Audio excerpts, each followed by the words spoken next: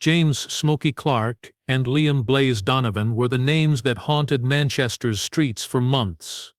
Armed with stolen cars, homemade explosives, and a ruthless hunger for cash, they turned quiet neighborhoods into war zones. No ATM was safe, no business untouchable, and the city soon learned that fear had a name, and it was the 60-pound. The night was silent, with only the faint hum of distant traffic echoing through the empty streets of Manchester. It was past midnight when most of the city was asleep, and the only movement came from the occasional fox darting across the road. At first glance, it seemed like just another quiet night in a quiet neighborhood. But in the shadows, a crew of masked men were already in motion.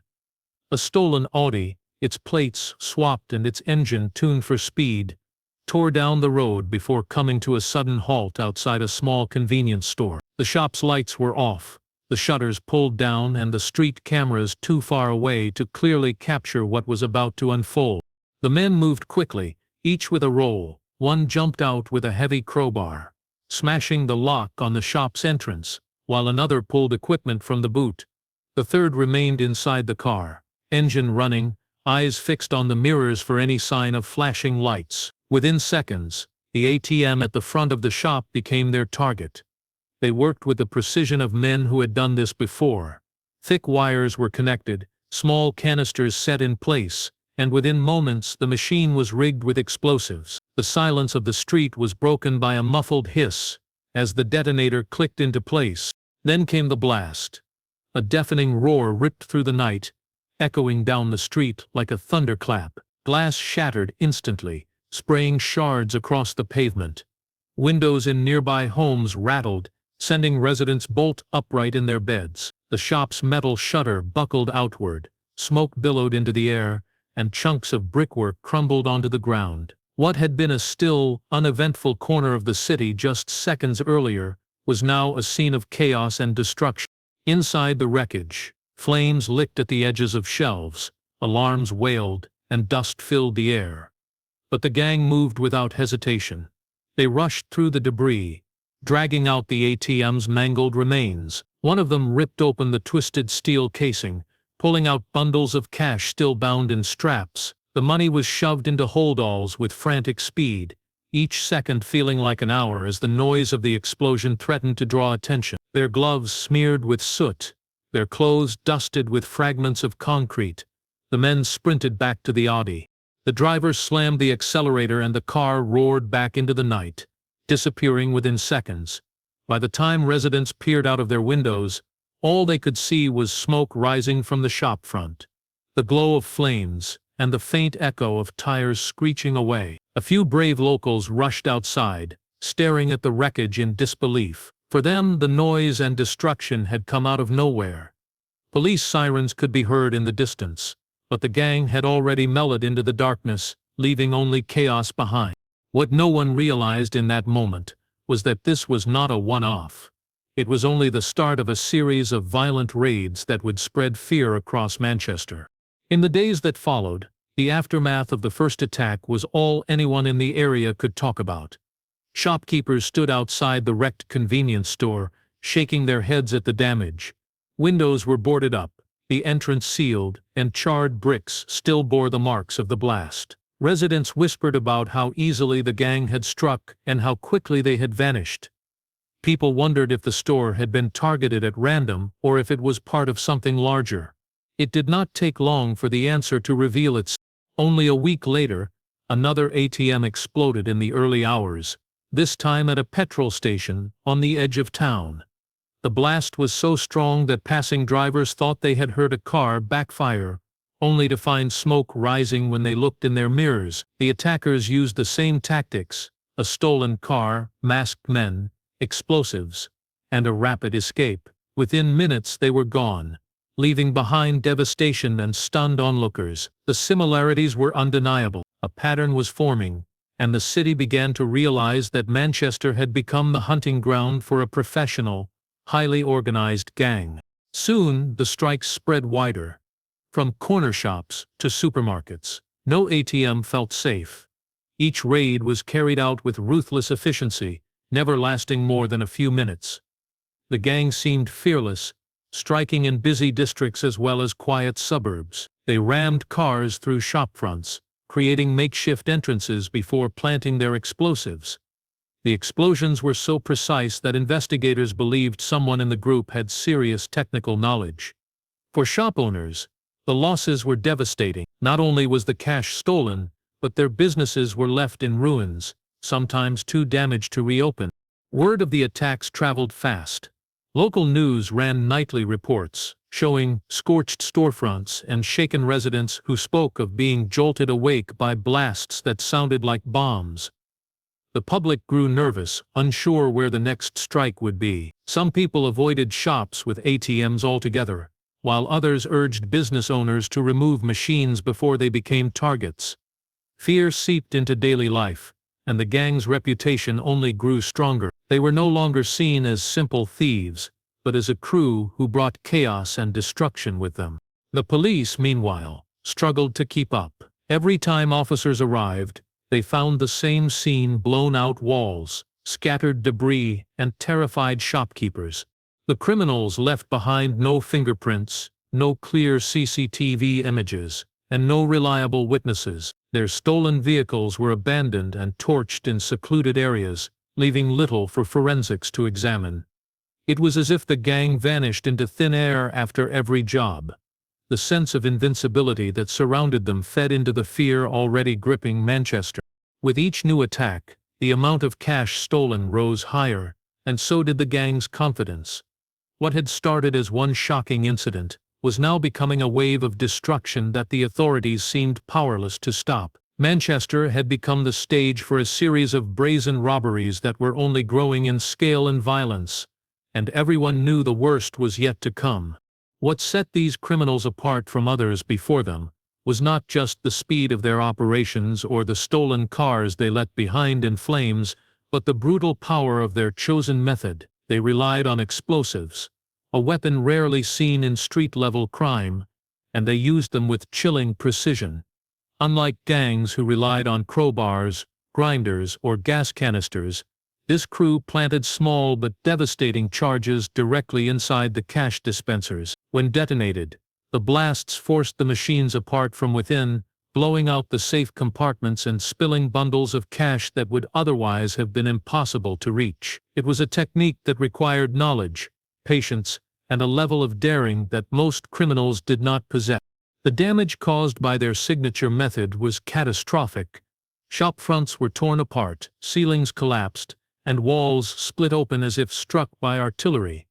Local residents began to describe the scenes as resembling war zones, rather than simple burglaries. Fires often broke out in the aftermath, sparked by the heat of the blasts and fueled by the debris of shops packed with everyday goods. Firefighters who arrived at the scenes often had to battle both flames and falling masonry, all while police cordons grew tighter around crowds of onlookers. Investigators noticed the consistency of the explosions. They were not random or sloppy, but carefully controlled, designed to maximize the destruction of the ATM while limiting the time the gang needed to extract the money. Security experts suggested that someone in the group might have had military training or experience with demolition work. Others believed the knowledge had been passed down from criminals in mainland Europe, where similar ATM explosions had been reported in recent years. Whatever the source, the technique was rare in the UK, and its sudden appearance in Manchester shocked authorities. For shopkeepers, the aftermath was more than just financial loss. Businesses that had taken years to build were reduced to rubble overnight. Insurance claims dragged on, customers went elsewhere, and many shop owners feared reopening, knowing they could be hit again. Families living above or near these shops described nights filled with anxiety, never knowing if the next thunderous blast would happen on their street. Parents kept children away from corner stores that had once been safe community hubs, and many locals began to feel like prisoners in their own neighborhoods. The gang seemed to thrive on the fear they created.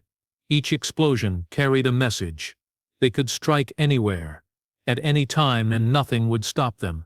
Every new report on the evening news only added to their growing reputation. To some, they became a shadowy legend whispered about in pubs and on street corners.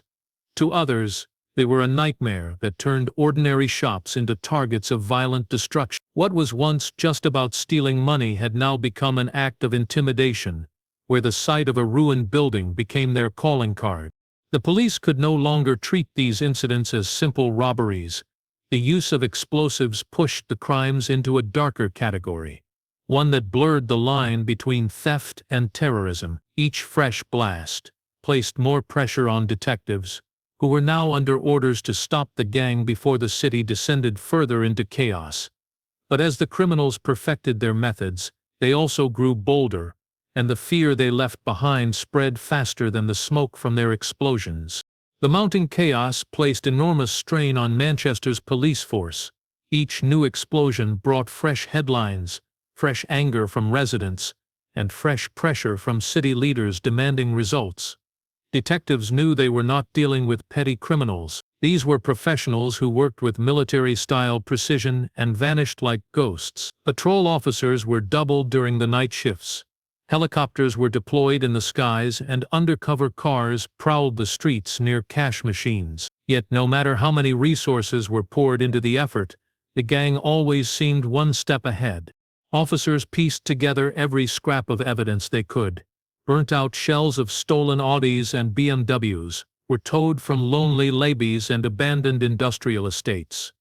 Forensics teams combed through the wrecks, looking for fingerprints or DNA, but the gang were meticulous. They wore gloves, wiped down every surface, and doused the cars with petrol before setting them alight. By the time police arrived, the vehicles were nothing more than twisted, blackened metal, giving investigators almost nothing to work with. The few fragments that survived told little about the men who had driven them. CCTV footage offered no clearer answers. The gang moved fast and wore masks, hoods, and gloves. On the grainy cameras, they appeared only as shadows, faceless figures darting in and out of the smoke. Some clips showed the stolen cars, but plates were false. Lights were dimmed and speeds were too high for clear images. The criminals had studied their environment, knew exactly where cameras were positioned, and seemed to pick targets carefully to avoid leaving useful footage behind. Meanwhile, the public grew restless. Shopkeepers staged meetings with council leaders, demanding greater protection.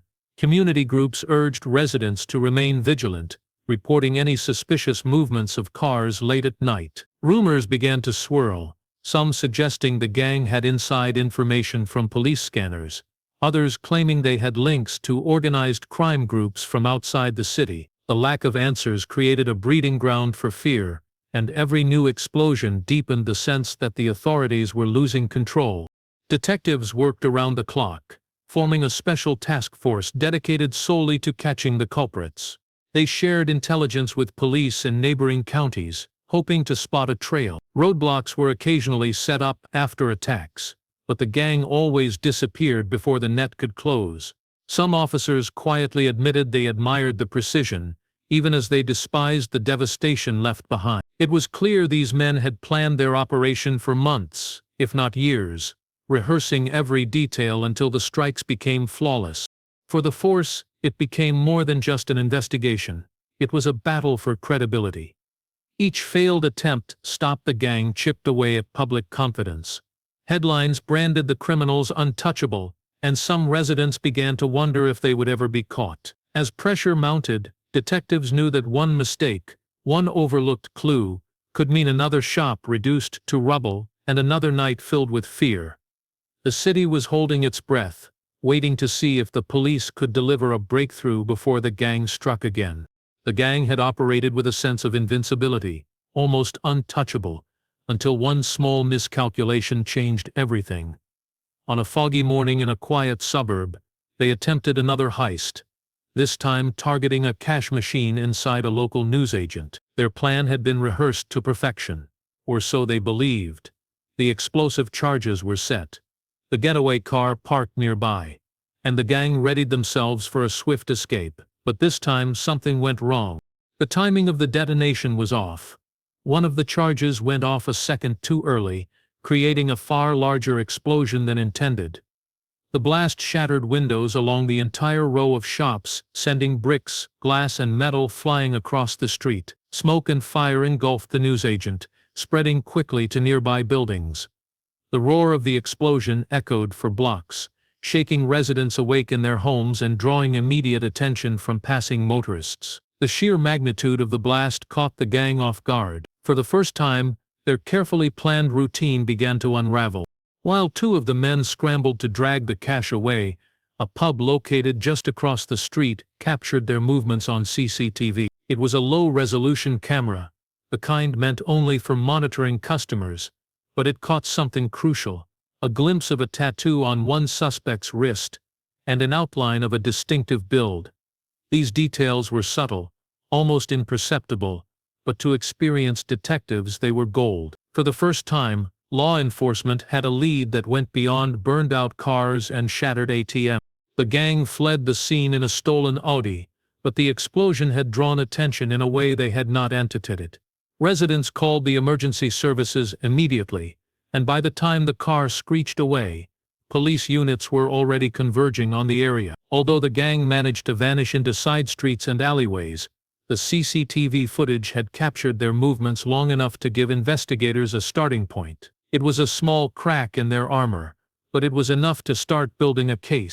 As the dust settled, detectives analyzed the footage frame by frame. The tattoo, partially visible on the suspect's wrist, became a focal point. Forensic analysts enhanced the images, and the outline of the man's body and posture were compared against known criminal profiles. Meanwhile, officers began to cross-reference stolen car reports, explosive materials, and similar heists in the area. Each piece of information started to form a picture of the gang, revealing patterns and habits that had previously gone unnoticed. This mistake, though seemingly minor in the chaos of the explosion, marked a turning point.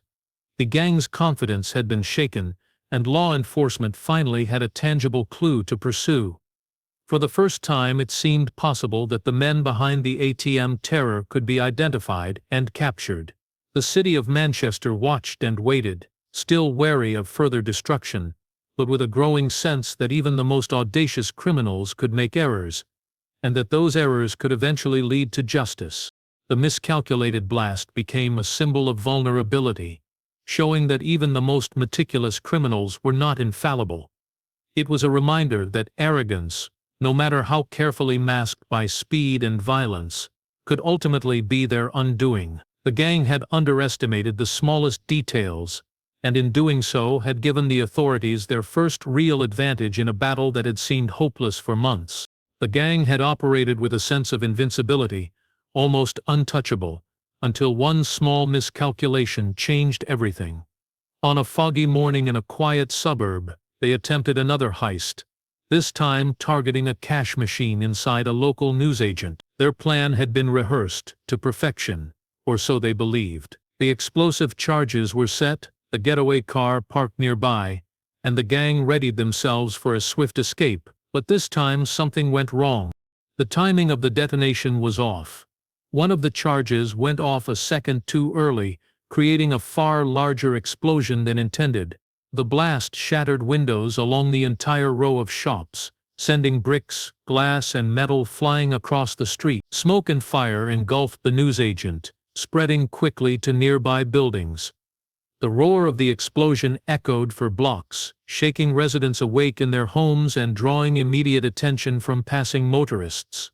The sheer magnitude of the blast caught the gang off guard. For the first time, their carefully planned routine began to unravel. While two of the men scrambled to drag the cash away, a pub located just across the street captured their movements on CCTV. It was a low-resolution camera, the kind meant only for monitoring customers, but it caught something crucial: a glimpse of a tattoo on one suspect's wrist, and an outline of a distinctive build. These details were subtle, almost imperceptible, but to experienced detectives, they were gold. For the first time, law enforcement had a lead that went beyond burned-out cars and shattered ATMs. The gang fled the scene in a stolen Audi, but the explosion had drawn attention in a way they had not anticipated. Residents called the emergency services immediately, and by the time the car screeched away, police units were already converging on the area. Although the gang managed to vanish into side streets and alleyways, The CCTV footage had captured their movements long enough to give investigators a starting point. It was a small crack in their armor, but it was enough to start building a case. As the dust settled, detectives analyzed the footage frame by frame. The tattoo, partially visible on the suspect's wrist, became a focal point. Forensic analysts enhanced the images, and the outline of the man's body and posture were compared against known criminal profiles. Meanwhile, officers began to cross-reference stolen car reports, explosive materials, and similar heists in the area. Each piece of information started to form a picture of the gang, revealing patterns and habits that had previously gone unnoticed. This mistake, though seemingly minor in the chaos of the explosion, marked a turning point. The gang's confidence had been shaken, and law enforcement finally had a tangible clue to pursue. For the first time, it seemed possible that the men behind the ATM terror could be identified and captured. The city of Manchester watched and waited, still wary of further destruction, but with a growing sense that even the most audacious criminals could make errors, and that those errors could eventually lead to justice. The miscalculated blast became a symbol of vulnerability, showing that even the most meticulous criminals were not infallible. It was a reminder that arrogance, no matter how carefully masked by speed and violence, could ultimately be their undoing. The gang had underestimated the smallest details, and in doing so had given the authorities their first real advantage in a battle that had seemed hopeless for months. The investigation into the gang's operations took a new turn after the mistaken explosion. Detectives realized that to catch the criminals they needed to understand the full network behind the heists, not just the men directly carrying out the robberies. The stolen vehicles had always been a weak point for the gang, leaving clues that could be traced back through a complex chain of chop shops and fences. Investigators focused on this network, knowing that cracking it could unravel the gang's entire operation. For weeks, officers followed leads, linking stolen Audis, BMWs, and even a few high-end Volkswagens back to small, inconspicuous garages on the outskirts of Manchester. These workshops appeared legitimate from the street, but hidden inside were vehicles stripped of parts, engines disassembled, and countless stolen plates stacked in drawers. Mechanics moved with precision and speed, often working late into the night. It became clear that the gang relied heavily on these contacts to supply the vehicles used in their raids, knowing the cars could later be destroyed to remove evidence. Surveillance teams spent long nights watching the workshops. Cameras captured deliveries of new vehicles and the occasional hurried transfer of keys to men wearing hooded sweatshirts and masks. One night, officers spotted a familiar figure from the pub's CCTV, the man with the tattoo, receiving keys from a mechanic and slipping away into the darkness. Though still masked, his gait and build matched the earlier footage, confirming that the gang's network was being mapped successfully. Detectives realized that they were closing in step by step on the people supplying the tools of destruction. The stolen car trail also revealed the gang's meticulous planning. Vehicles were rarely used more than once, and each car was chosen for specific jobs. Some were quick and agile for rapid getaways, while others were heavy and strong enough to ram through reinforced shopfronts. By analyzing these patterns, investigators could predict the types of vehicles likely to appear at future attacks. This intelligence allowed the police to begin deploying covert units near potential targets, hoping to intercept the gang before they could strike again. While the focus was on vehicles, forensic teams continued to gather evidence from the crime scenes themselves. Fragments of explosives, traces of accelerant, and tiny fibers from clothing provided more pieces of the puzzle. Combined with surveillance of the stolen car network, authorities began constructing detailed profiles of the gang members, including possible roles, habits, and connections to other criminal organizations. Each day brought new insight into how the group operated, from the planning stages to the execution of each violent theft. The breakthrough in tracking the stolen vehicles reinvigorated the investigation. For months, the gang had seemed untouchable, moving with confidence and leaving chaos in their wake. Now, with the network mapped and a suspect identified, the police had a fighting chance to intercept them. The mechanics and chop shops became key targets, not just for arrests, but for intelligence gathering that could finally expose the full scope of the gang's activities. For Manchester, this meant hope. The city had lived in fear for weeks, with every ATM a potential target and every quiet street hiding danger. But the detectives' persistence and careful tracking of stolen vehicles brought the first real sense of control. It was a reminder that even the most organized and violent criminals depended on networks, and networks could be traced, observed, and eventually dismantled. The gang's web of stolen cars was no longer invisible, and with each connection uncovered, the net around them tightened. Despite the increasing pressure from police, the gang remained determined to carry out one final, high-stakes heist.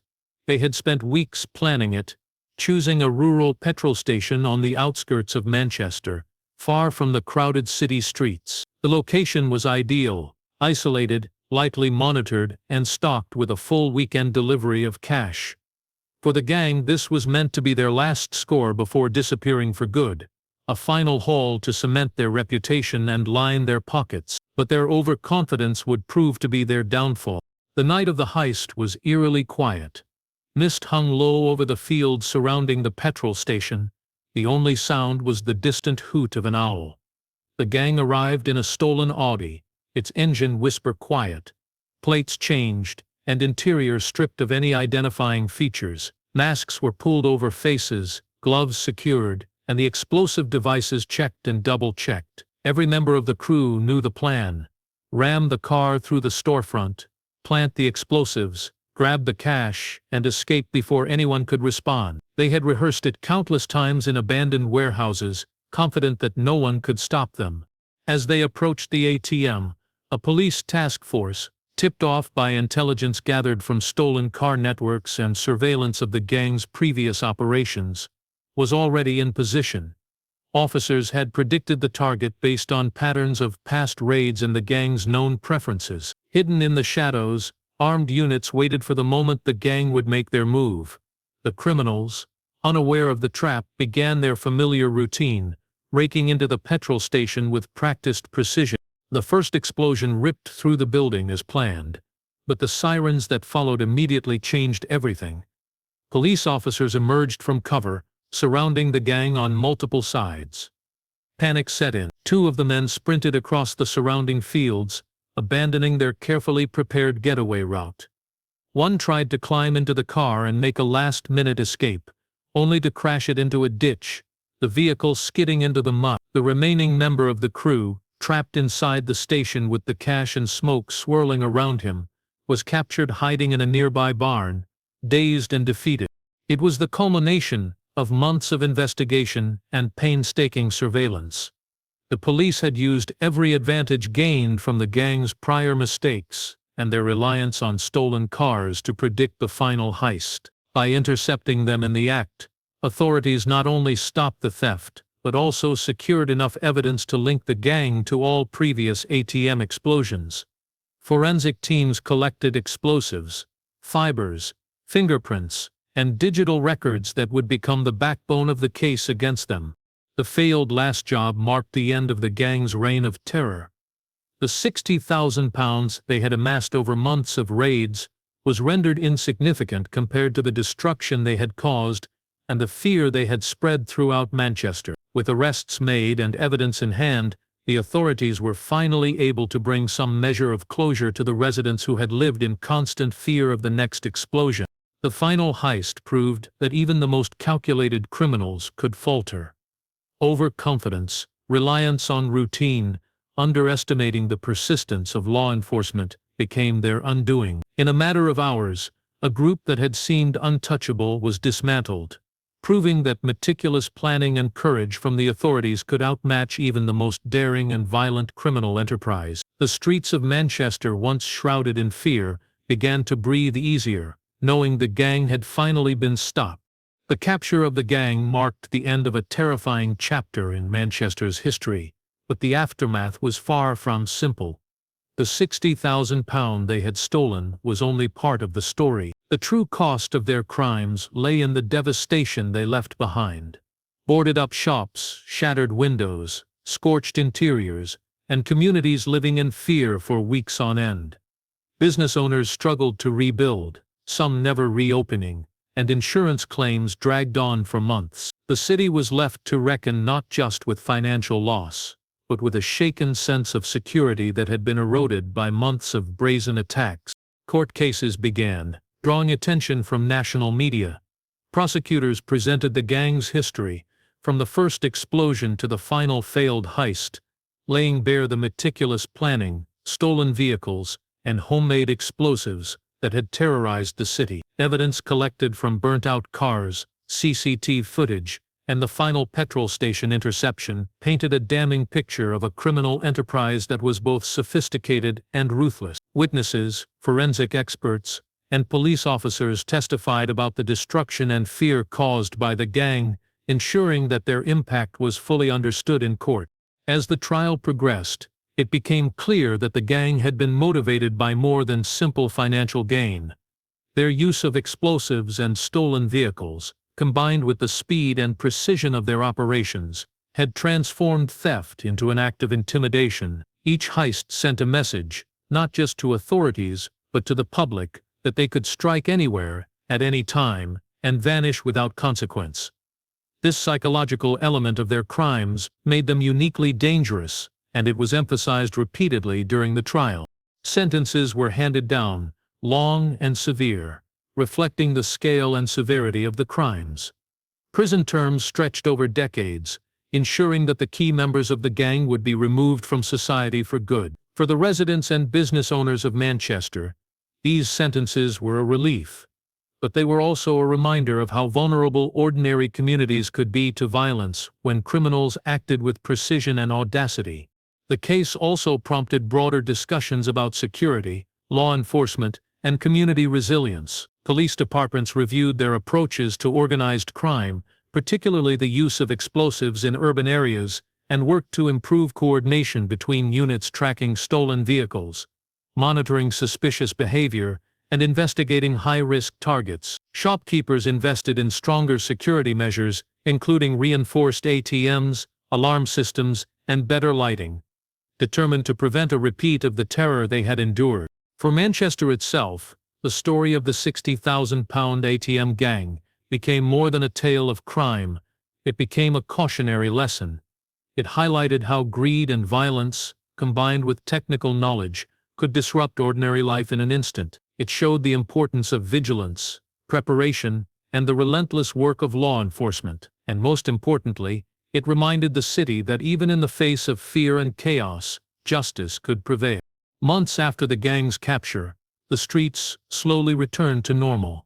Shops reopened, neighborhoods regained a sense of calm, and residents resumed their routines without the constant dread of explosions.